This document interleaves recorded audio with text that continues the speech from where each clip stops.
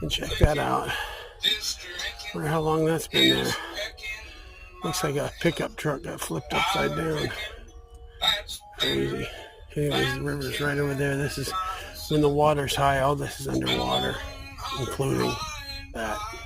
Okay. Trekked a little ways.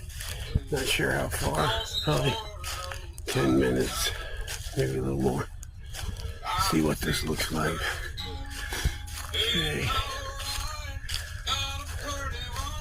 Boy, the river's really up.